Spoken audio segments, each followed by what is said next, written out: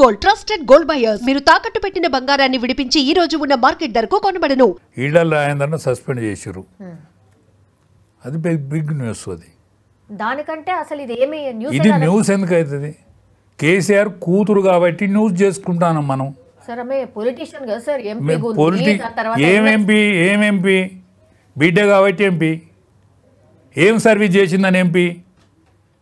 ఉద్యమంలో ఆమె భాగం ఎంత? అది వరకు ఎక్కడ ఉండే? అమెరికాకు బతకపోయింది ఆమె. కాయిదాలు సరిగ్గా లేవు. కేటీఆర్ ఎక్కడికి పోయిండు? అమెరికాకు బతకపోయిండు. ఆయన పిల్లలు కాబట్టి వాళ్ళకు గొప్ప. మిగతా వాళ్ళకు అనేక మంది కష్టపడి అనేక మంది ఆస్తిపాస్తులను పోగొట్టుకొని కేకే మహేందర్ రెడ్డి కంటే గొప్ప, ఈటల రాజేందర్ కంటే గొప్ప, మాట్లాడే రాజయ్య యాదవ్ కంటే గొప్పోళ్ళు ఏం కాదు. ఇదే రాజయ్య యాదవ్ కండవ కప్పిండు కేటీఆర్కు. సభ్యత్వం ఇచ్చింది వీడే. కేసీఆర్ సొంత జైలు పోయింది వీడే. మాకంటే ఏం గొప్ప కాదు. మేము రాజీనామా చేసిపోయినాం ఈ పార్టీల నుంచి. అనేక మంది పార్టీ కార్యక్రమాన్ని నెత్తికేసుకొని ఇల్లు సంసారం ముంగిలి బాల్చి భార్య పిల్లలను కూడా ఖాతరు చేయకుండా ఉద్యమం కోసం నిరంతరం పనిచేసిన వాళ్ళు ఈ పార్టీల నుంచి విడిచిపెట్టిపోయిన్లు. ఆనాడే ఈ పార్టీ ఖతమైపోయింది. ఇది కుక్కలు చింపిన విస్తరైంది, కొంగలు దొక్కిన మడుగైంది. ఇది పరీకాష్టాన్ని చేరుకున్నది. ఆఖరికి కుటుంబ సభ్యులు కూడా ఆ పార్టీ నుంచి సస్పెండ్ చేసుకోవాల్సిన దుస్థితి. కేసీఆర్ స్వయం కృతాపరాధం. నేను మెయ్యా బీబే అన్నాడు పార్టీ పెట్టిన రోజు. నా పిల్లలు అమెరికాలో ఉంటానన్నాడు. నేను తొలి ముఖ్యమంత్రిని దళితున్నే చేస్తానన్నాడు. అన్ని మాటలు తప్పుకుంటూ వచ్చిండు. ఇవాళ ఆయన పిల్లలను ఆయనే భుజించవలసిన అవసరం ఏర్పడ్డది. ఇప్పుడు పులికి కళ్ళెత్తాయటమ్మా. పులి పిల్లలను పెట్టిన తర్వాత ఆమెకు కళ్ళు కనిపించాట. పులికి దూరంగా దొరికిపోయిన పిల్లలు మాత్రమే బతుకుతాయి, లేకపోతే ఆ పిల్లలను కూడా తింటుంది. ఇప్పుడు ఒక పిల్లని తిన్నాడు కేసీఆర్. ఒకవేళ సస్పెండ్ నిజమైతే తప్పు చేయకుండానే తిన్నాడా ఎట్లా? మీరు తప్పు చేయకుండా జైలుకి ఎవరు పంపారు? ఆమె తప్పుల తడక. కేసీఆర్ కుటుంబం అంటేనే తప్పుల తడక.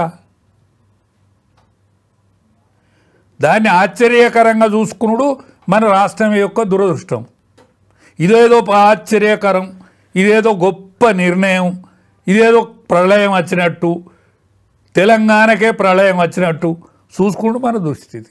అంటే గతంలో మీరు ఈటల రాజేందర్ గురించి మాట్లాడారు కాబట్టి ఆయన పార్టీ నుంచి వెళ్ళిపోయేలాగా చేశారు అనేది కూడా మనం గమనించినాం సార్. ఇక్కడ అది కాదు, తనే చాలా రోజుల నుంచి కూడా పార్టీకి సంబంధించిన వాళ్ళ గురించే మాట్లాడుతున్నారు, క్వశ్చన్ చేస్తున్నారు.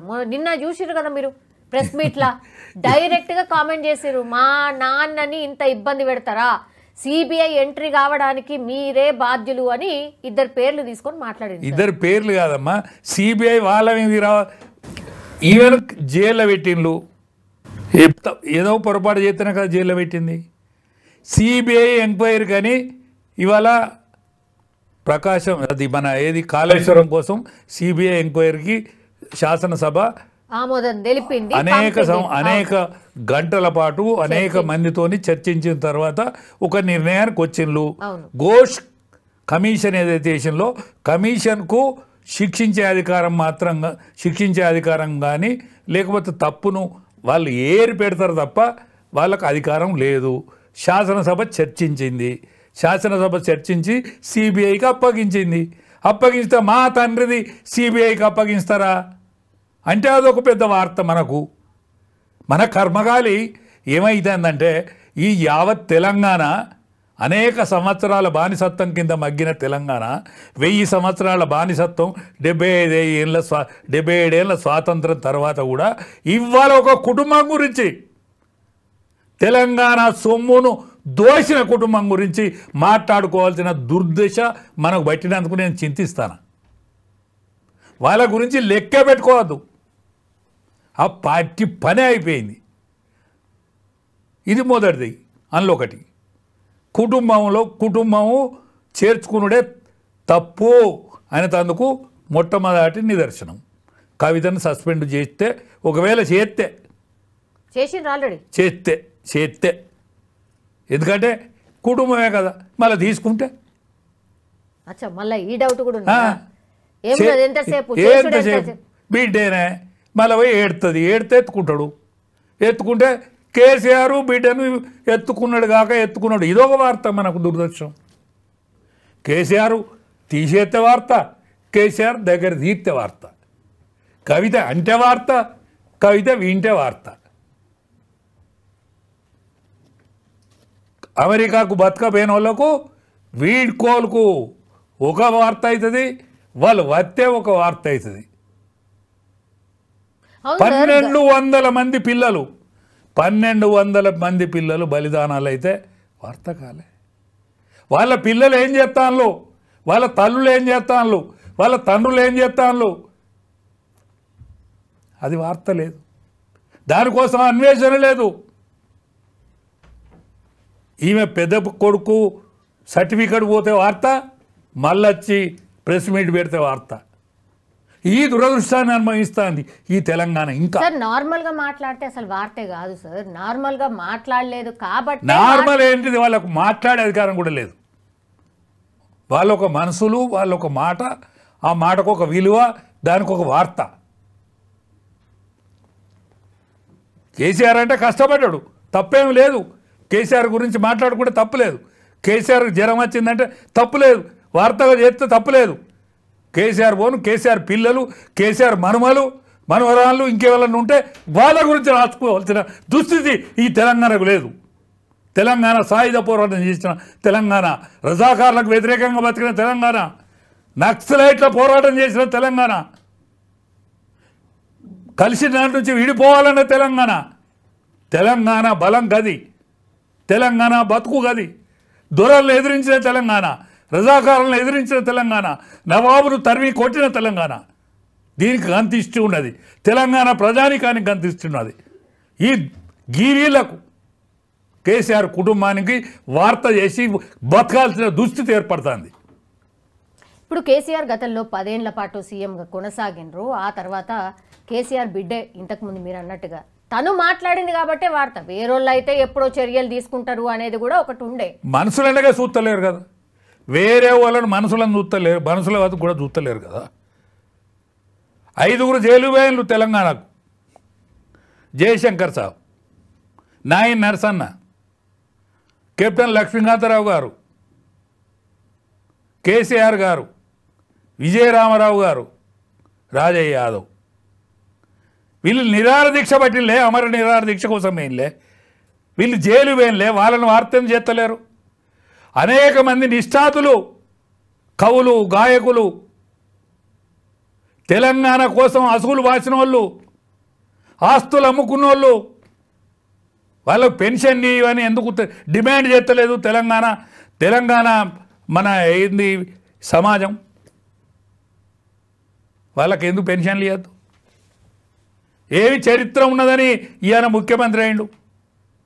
పులి లాంటివాడు కదా, బక్కబడి ఓడిపోయింది. కేసీఆర్ అన్యం కావద్దు, కేసీఆర్ వద్దంటే కదా వచ్చినోడు రేవంత్ రెడ్డి. కేసీఆర్ ఇవ్వబోయే పెన్షన్, కేసీఆర్ నువ్వు ఇస్తానంటివి 250 గదాలు ఇస్తా, నేను పెన్షన్ ఇస్తానంటివి. అదెందుకు వార్త అవుతలేదు? దాన్ని ఎందుకు వార్త చేస్తలేరు మీలాంటి వాళ్ళు? ఎందుకు సార్ అది కూడా వార్తలు ఎందుకు చేస్తలేమో చెయ్యాలే. ఎందుకంటే సోషల్ మీడియాకున్న పవర్ ఇవాళ ప్రపంచాన్ని గడగడలాడిస్తుంది సోషల్ మీడియా. అటువంటి సోషల్ మీడియా ఇటువంటి వాళ్ళను కూడా వెలికి తీయాల్సిన అవసరం, ఆవశ్యకత ఉన్నది సోషల్ మీడియా మీద. ఇవాళ ఒకనాటి పేపర్లో ఏం వార్త వచ్చిందని చూసేది, వ్యాసం ఏమొచ్చిందని చూసేది. ఇవాళ పేపర్ చూస్తలేరు. టీవీలో ఏమవుతుందని ఎదురు చూసేది. రేడియోలో సాయంకాలం ప్రాంతీయ వార్తలు ఏమవుతాయి, దేశ వార్తలు ఏమవుతాయి అని ఎదురు చూసేది.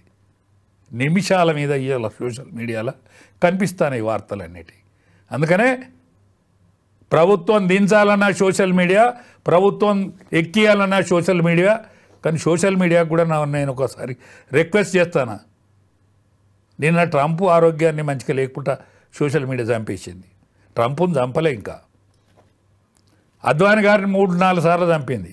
నేను సోషల్ మీడియాకు బాధ్యతాయుతమైన సోషల్ మీడియాగా మెదలాలని నేను సోషల్ మీడియాకు రిక్వెస్ట్ చేస్తాను. నేను ఎల్డర్గా రిక్వెస్ట్ చేస్తాను, వేరే కాదు, అవసరం కూడా. ఎందుకంటే అడ్డవేనుల గురించి మాట్లాడుకునే దుస్థితి సోషల్ మీడియాకు రావద్దని చరిత్రకారుల గురించి మీరు మాట్లాడాలి. ఈ కవిత వార్త, కవితతో ఒక వార్త, కవితను సస్పెండ్ చేస్తే వార్త, కవిత ఏమన్నా అంటే వార్త, కవిత ఏమన్నా వింటే వార్త, కవిత విమానం దిగితే వార్త, విమానం దిగి మాట్లాడితే వార్త. ఎక్కడి కవిత, ఎక్కడున్న వార్త? అంటే పార్టీలో ఉంటే కూడా ఎట్లంటే అట్లా మాట్లాడితే వార్త కాకుండా ఉంటుందా సార్? మరి బీఆర్ఎస్ పార్టీలనే ఉన్నది, తను వేరే పార్టీ అయితే ఎవరు మాట్లాడరు కదా. ఆమె అదే పార్టీలు ఉంటుంది, వాళ్ళ తండ్రికి సంబంధించిన పార్టీ, ఆమె అన్ని తెలుసు, ఆమె ఆ పార్టీలో ఉంటూ ఆ పార్టీనే తిడుతుంది. మరి మాట్లాడకుండా ఎట్లుంటారు సార్? ఆ పార్టీలో ఉండి మీరు సీనియర్ కాబట్టి అసలు ఏంది ఒపీనియన్ అని ఆ పార్టీలో ఉండి ఆ పార్టీని తిట్టే మనిషిని గురించి మనం ఎంత తక్కువ మాట్లాడుకుంటే అంత మంచిది, ఎంత చిన్నగా మాట్లాడుకుంటే అంత మంచిదని నా ఉద్దేశం. కేసీఆర్ గారి మనస్తత్వం ప్రకారం సార్, ఇన్ జనరల్లీ ఆయన ఇట్లాంటి డిసిషన్స్, బిగ్ డిసిషన్స్ తీసుకోవాలి అనుకున్నప్పుడు ఏం ఆలోచిస్తారు సార్? ఇప్పుడు ఆయన బిడ్డే కాబట్టి గిన్ని రోజులు బట్టి ఆగింది ఇది. లేకపోతే ఎప్పుడో ఎవరు పడితే వాళ్ళని తీసిపారేయలేదా ఈ పార్టీ నుంచి? ఆ పార్టీ కోసం ఎంతో కష్టపడ్డ వాళ్ళని తీసేయలేదా? కేకే మహేందర్ రెడ్డి గారు ఆయన మొత్తం సర్వం సంసారాన్నే కడిగి పెట్టిండు టీఆర్ఎస్కు. కొడుకు కోసం ఆయన తీసిపారేసిండు. కొడుకు టికెట్ ఇవ్వలేదు కాబట్టి ఆయనకు టికెట్ ఇవ్వలేదు. అనేక మంది నిష్ఠాతులు నిజామాబాద్లో పనిచేసిన వాళ్ళు ఉన్నారు, ఆశించిన వాళ్ళు ఉన్నారు. బిడ్డకు టికెట్ కాబట్టి తీసేసిండ్రు. బిడ్డకు టికెట్ ఇవ్వాలి కాబట్టి బిడ్డకు పార్లమెంట్ టికెట్ ఇచ్చుకున్నాడు. ఓడిపోయిన వాళ్ళు ఎంతమంది ఉన్నారు? ఓడిపోయిన వాళ్ళు అంగలార్చిన వాళ్ళు ఎంతమంది ఉన్నారు? ఎమ్మెల్యే చేసిండు ఏంటనే బిడ్డ కాబట్టి. కుటుంబ పార్టీని చేసుకున్నాడు కదా అంటాను. ప్రజాస్వామ్యయుతమైన పార్టీ, పోరాడిన పార్టీ, పోరాడితే పుట్టిన పార్టీ తెలంగాణ. అటువంటి తెలంగాణను ఆయన ఇంటి సంస్థగా, జేబు సంస్థగా మార్చుకున్నాడు కదా. అందుకనే దీన్ని వార్త చేస్తే నా పోటోడు ఇది పెద్ద వార్త కాదు అని చెప్పుట్లో తప్పు లేదు. ఎందుకంటే నాకు ఉద్యమంలో బాగా ఉన్నది, ఉద్యమంలో నా చెవుంటు ఉన్నది, నా రక్తం ఉన్నది, నా కష్టం ఉన్నది. నేను 50 సంవత్సరాల నుంచి 70 సంవత్సరాల వయసు వచ్చేదానికి నేను పనిచేసినాను. అందుకనే ఈ వార్త పెద్ద బిగ్ వార్త కాదు, కానీ ఆ పార్టీ పతనావస్థకు చేరువలో ఉన్నదన్నందుకు వార్త. ఓకే, నెక్స్ట్ స్టెప్ ఏముండొచ్చు సార్? అంటే కవిత గారి స్టెప్ ఏముండొచ్చు? ఏముంటే ఏమవుతుంది? ఏముంటే ఏం కాదు, కొత్త పార్టీ పెట్టబోతున్నారు అని అంటున్నారు. పెట్టుకొని ఏమున్నది? లైట్ గా తీసేస్తున్నారు. ఏ బలం లేదు అసలు, తనకి ఏమీ లేదు, ఏమీ లేదు కాక ఏమీ లేదు. నాకు తెలుసు కాబట్టి అంటాను, నేను దగ్గరుండి పనిచేసినాను కాబట్టి అంటాను. బతుకమ్మ వాళ్ళు ఆడుకోరు, బతుకమ్మ వాళ్ళ కుటుంబంలో ఆట కాదు.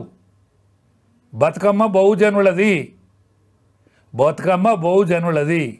ఆమెకో పాత్ర కాబట్టి, ఆమెకో పాత్ర కావాలి కాబట్టి ఆమె తెలంగాణ బతుకమ్మ పట్టుకొని తిరిగితే మా పోటీ తెలంగాణ పిచ్చోళ్ళం ముందట తిరిగినాం కాబట్టి దానికి ఒక వాల్యూ ఏర్పడ్డది. దాన్నే ఒక భాగం చేసుకున్నది ఆమె. ఆనాడు మహిళా విభాగంలో ఇది ఒక విభాగం, బతుకమ్మ ఒక విభాగం, ఆమె దానికి హెడ్ అయింది. అంతకంటే పెద్ద నాయకత్వం ఏం వహించలే. ఆమెకు టికెట్ ఇచ్చినాడు, నేనున్నా. అంకుల్ నా పేరేమైనా చర్చకు వచ్చిందని నన్ను అడిగేది, నాకు తెలుసు కాబట్టి నేను అంటాను. అదే సార్, తండ్రితోని అంత ర్యాపో లేదా, అంత ఈజీగా నా చర్చకు వచ్చిందా నా పేరని నన్ను అడిగిన మాట వాస్తవం, నన్ను అడిగిన మాట వాస్తవం. ఆయన ఆఖరికి ఏదో దొంగ రాత్రి టిక్ పెట్టాడు. రాత్రిపూట ఏమో ఈ పొల్ల ఎడుతుందని టిక్ పెట్టాడు. ఆనాడు మూమెంట్ ఉన్నది కాబట్టి గెలిచింది. మళ్ళోసారి ఎందుకు గెలవాలి? మళ్ళీ ఎందుకు గెలవలేదు అంటాను. నా మహానాయకురాలు అయితే మళ్ళీసారి కూడా గెలవాలి. అదే కేసీఆర్ ఎక్కడ పోటీ చేసినా గెలిచాడు. కరీంనగర్లో పోటీ చేసి గెలిచాడు, మెదక్లో పోటీ చేసి గెలిచాడు,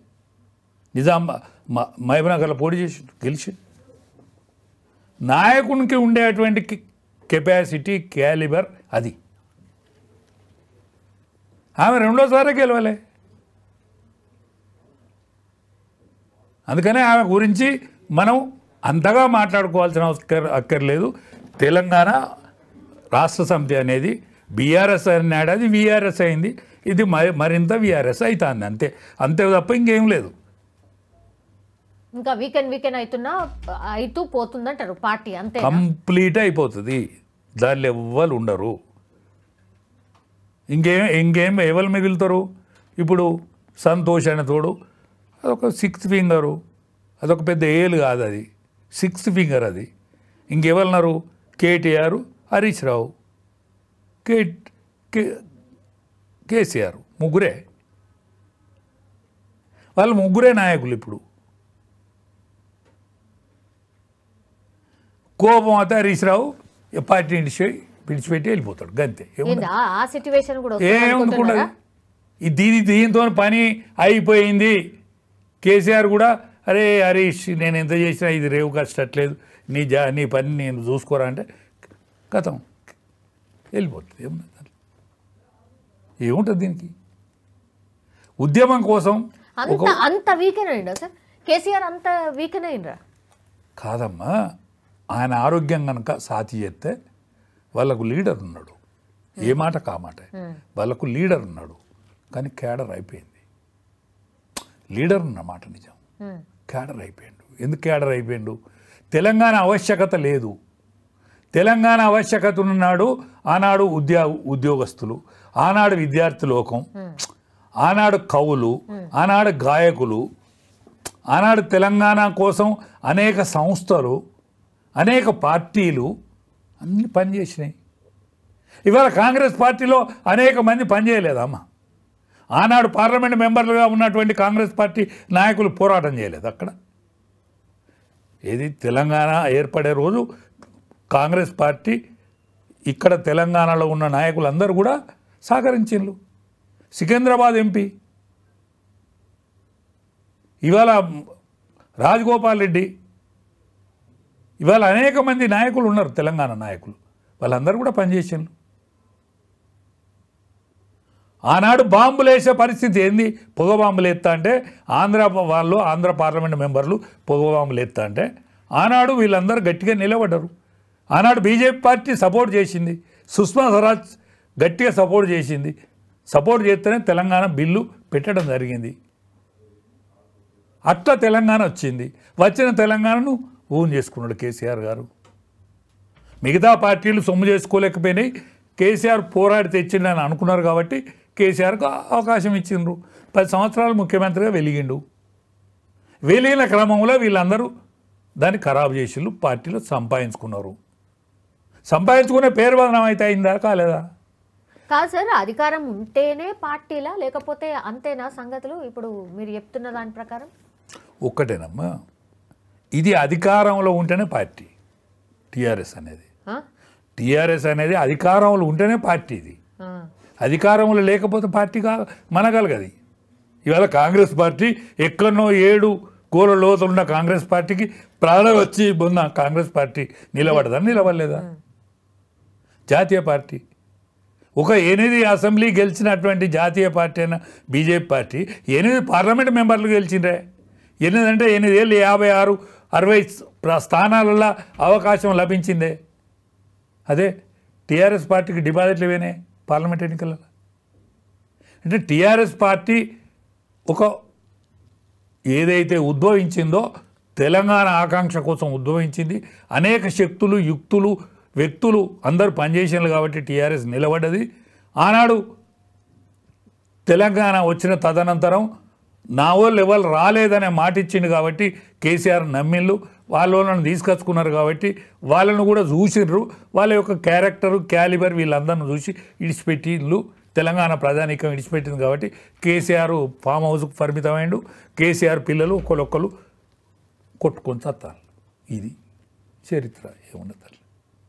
ఇప్పుడు కాళేశ్వరం విషయం వచ్చింది సార్. కాళేశ్వరంకి సంబంధించి మొత్తం అంత సుదీర్ఘంగా విచారణ జరిగింది.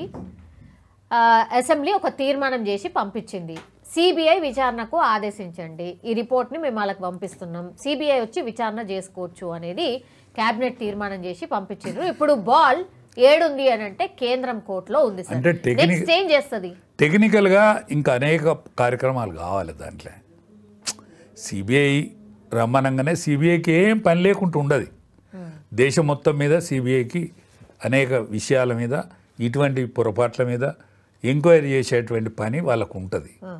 కాబట్టి వాళ్ళకు తీరదా అని వాళ్ళ యొక్క అభిప్రాయాన్ని కూడా కనుక్కోవాల్సిన అవసరం ఉంటుంది. కేంద్ర పాలిత ప్రాంతాల్లో అయితేనో డైరెక్ట్ సిబిఐ పోయి ఎంక్వైరీ చేస్తుంది. రాష్ట్రాలలో అనవసరంగా అయిన దానికి కాని దానికి సిబిఐ జోక్యం తీసుకోదు. అసెంబ్లీ తీర్మానం చేసింది కాబట్టి ఏదైతే ఎంక్వైరీ కమిటీ వేసిందో, ఓ కమిషన్ వేసిందో, ఆ కమిషన్ ఇచ్చిన రిపోర్టును క్షుణ్ణంగా నిన్న ఒక 9 గంటలు దాని మీద చర్చోపచర్చలు చేసిన తర్వాత సిబిఐకి అప్పగించాలనేటువంటిది తొలి ఆఖరి తీర్మానంకి వచ్చింది. కాబట్టి ఇంకా కార్యక్రమం ఉన్నది, మిగిలి ఉన్నది. ఆ కార్యక్రమం పూర్తయితే సిబిఐ నిజాన్ని నిగ్గుదేల్చేటువంటి సమయం ఉంటుంది. ఎవరి చేతుల్లో ఉండదమ్మా ఇది.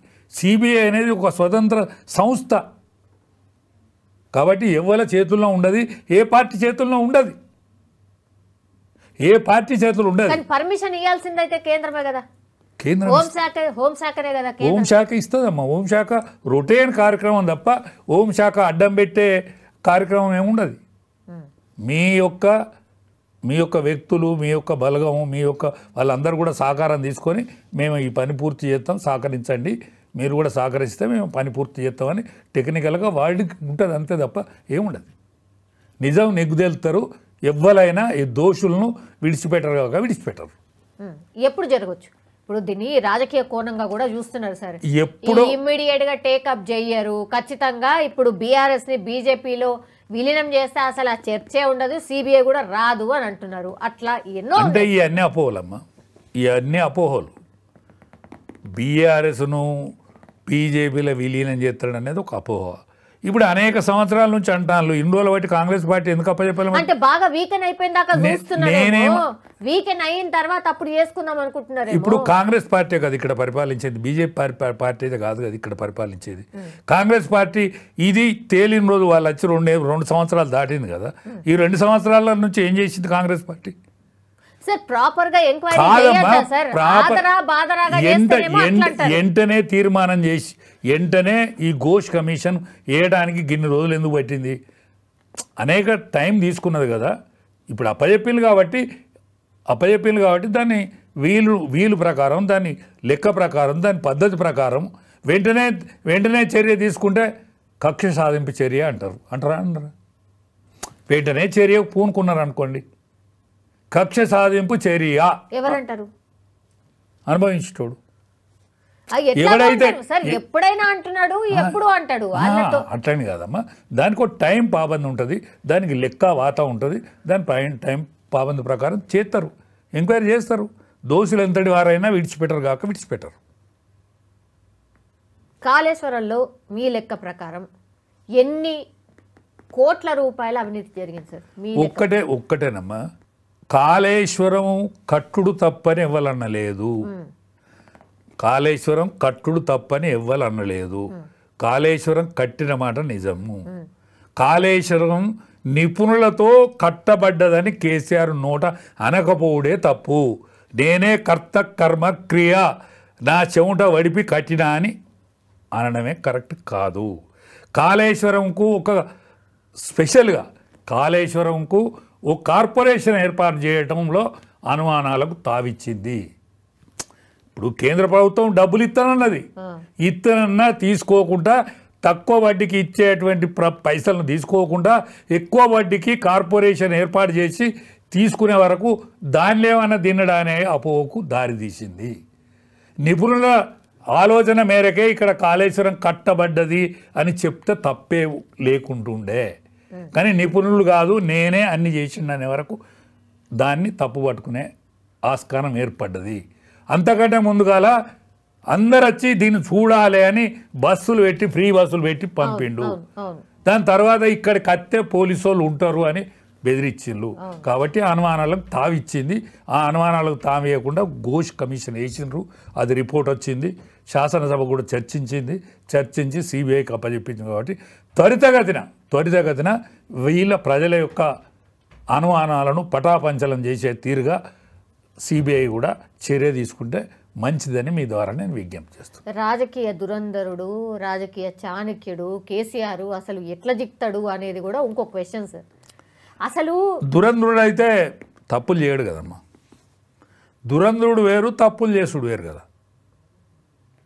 ఇప్పుడు దుర్యోధనుడు కూడా దురంధరుడే, కానీ తప్పు చేస్తే ఎంత గొప్పోడైనా కూడా శిక్షార్హుడే కదా. ఆయన కెపాసిటీని ఒప్పుకుందాం, శబాష్, మామూలు కెపాసిటీ కాదు ఆయనది, ప్రపంచ స్థాయి మేధావే, అందులేం అనుమానం లేదు. ఆ ప్రపంచ స్థాయి మేధావి ఈ కొడుకును, బిడ్డను, కుటుంబాన్ని, కులాన్ని వీళ్ళందరినీ దగ్గర తీసుకున్న వరకు తప్పుల పడ్డాడు. మెజారిటీ దళితులు, మెజారిటీ బీసీలు, మెజారిటీ ఎస్సీలు, ఎస్టీలది ఈ తెలంగాణ అని ఆయన నోటినే అన్నాడు. దాని తర్వాత ఆయన కుటుంబం మాత్రమే దీని సింహాసనం ఆక్రమించింది. ఆయన కుటుంబానికి జిందాబాద్. లేకపోతే మమ్మల్ని కొట్టిన వాళ్ళను, ఉద్యమకారులను కొట్టిన వాళ్ళను, ఉద్యమకారులను తిట్టిన వాళ్ళను, వాళ్ళని లీడర్లను చేసి మమ్మల్ని నమస్తే పెట్టు అని కాడికి తీసుకొచ్చుడే ఈ దరిద్రానికి మూల కారణమై కూర్చున్నాడు. అంతే, తప్ప లాస్ ఉన్నాయి, కోర్టులు ఉన్నాయి, ఆల్రెడీ అప్రోచ్ అవ్వడం స్టార్ట్ చేసిండ్రు కూడా. ఎక్కడ కూడా లేదా సార్ ఛాన్స్? అంటే సిబిఐ విచారణ వరకు కూడా పోకుండా కెపాసిటీ ఎందుకు ఆపాలి? మరి ఆయన కూడా నిజం నీకు తేలితే మంచిదే కదా. ఆయన కూడా మరి రాకపోయే కదా సార్. మరి అసెంబ్లీకి వచ్చి ఆన్సర్ చెప్పాల్సింది కదా. రాకపోయే ఆయనకి హెల్త్ మంచిగా లేనట్టున్నది. లేకపోతే వస్తున్నాడు ఇదివరకు రాలేదా? ఇదివరకు వచ్చింది కదా. ఆయన కొద్దిగా నాది నడతలేదంటే ఆయన వచ్చే బాపతి మనిషి కాదు, కానీ కావచ్చు, కానీ హెల్త్ కూడా మంచిగా లేనట్టున్నది. హెల్త్ కూడా ఒక ప్రధాన కారణం అయి ఉంటుంది. ఓకే, నిన్నటి నుంచి కూడా పార్టీ నేతలతోని కంటిన్యూషన్గా ఫామ్ హౌస్లో చర్చలు జరుపుతున్నారు. ఈ రోజు కూడా కొనసాగిన పరిస్థితే ఉంది సార్. అదే వార్తలు వస్తూ ఉన్నాయి. జనరల్లీ సార్ ఆయన ఏ టైంలో ఇట్లాంటి చర్చలు చేస్తూ ఉంటాడు? కంటిన్యూషన్ గందరగోళం టైంలో శరీరాన్ని ఇవన్నిటి కూడా మర్చిపోయి మాట్లాడతాడు, చేస్తాడు ఆయన. ఎందుకంటే ఆయన గందరగోళం అంటే బిడ్డ అంటే ప్రేమ, ఒక పక్క అల్లుడు, పార్టీని కాపాడుకుంటా మాతో పాటు కష్టపడ్డాడు, ఆయన మీద అపనింద మోపడం, అన్నిటికంటే ఇది హరీష్ రావు మీద ఆమె. ఇప్పుడు సరే, ఇంకా విధి విధానాలు ఇది నిన్న అసెంబ్లీలో చూసినాం, ఇవన్నీ ఉన్నాయి. ఇవన్నీ పోను బిడ్డ వచ్చి ఈ మాట అనుడు కొద్దిగా ఓర్వలేనితనమే కదా, బాధాకరమే కదా. కవిత కూడా ఈ విధంగా మాట్లాడకపోనుండే కదా. ఎందుకు మాట్లాడాలి? ఆమె మాట్లాడితేనే అవుతుందా? ఇవాళ ప్రతిపక్షంలో ఉన్నటువంటి కాంగ్రెస్ పార్టీ మాట్లాడుతుంది, ఇంకా ప్రతిపక్షంలో ఉన్నటువంటి అనేక మంది మాట్లాడుతాను, కాంగ్రెస్ పార్టీ మాట్లాడుతూనే ఉండే. మరి నువ్వు మాట్లాడితేనే ఏది అందులో పోసినట్టు అవుతుందా? మీరొచ్చి ఎందుకు మాట్లాడాలి? నువ్వు ఈడ లేను కూడా లేవు కదా. నువ్వేటో నీ కొడుకుని జాయిన్ చేసుకోవటానికి పోయినావు, వచ్చి సపరేట్గా ఇంటికి పోకపోయినావు. నీకు అంతలా ఇష్టం ఉడితే మీ నాన్న దగ్గరికి పోకపోయినావు, ఏం జరిగింది నాన్న అని అడగకపోయినావు. నువ్వు వచ్చి పత్రికా విలేకరుల సమావేశంలో మీడియాలో మాట్లాడాల్సిన దుస్థితి ఎందుకు? పరిపక్వత లేని రాజకీయ నాయకురాలు అన్నట్టే కదా. ఆమె గురించి మనం మాట్లాడుకుంటాను. పరిపక్వత ఉంటే గట్ల మాట్లాడతారు ఎవరన్నా? నిండుదనం ఉంటే గట్ల మాట్లాడతారు ఎవరన్నా? అది ఇంట్లో ముచ్చట కదా. బావ మీద బయట మాట్లాడేందుకు? మేనబావ, నువ్వు అక్కడ తిహార్ జైలు ఉన్నప్పుడు అనేక సార్లు నీ దగ్గరకు వచ్చిపోయిన ఆయనే, నీ కష్ట సుఖాలను ఆలోచించిన ఆయనే. గట్లా మాట్లాడితే వాళ్ళని మెచ్చుకుంటారా? ఇక సోషల్ మీడియాలో అయితే పూర్తిగా తన గురించి అసలు చాలా బ్యాడ్ కామెంట్స్ చేస్తున్నారు అని, చాలా బ్యాడ్గా ప్రొజెక్ట్ చేస్తున్నారు అని.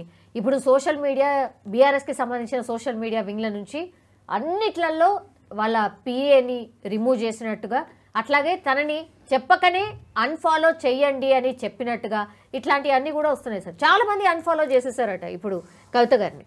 ఇప్పుడు ఒక్కటేనమ్మా, మీడియాకి ఎంత స్వాతంత్రం ఉన్నదంటే ఎంత మాత్రం జరిగినట్టుగా రాసే స్వేచ్ఛ మీడియాకు ఉంది.